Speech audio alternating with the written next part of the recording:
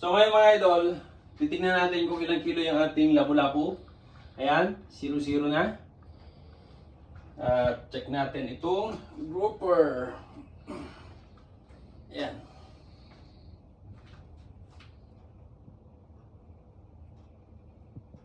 Nag-lock na ba? Nag-lock na. So 4.6 kilos.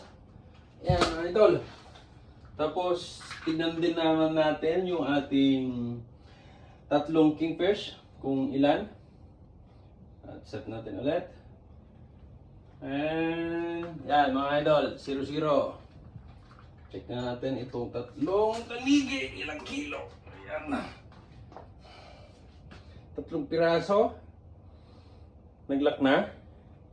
Yan, ang nag-lock na ay 6.4 kilos. So, parang 2 kilo ang bawat isa. So, yun lang mga idol. Thank you so much and God bless.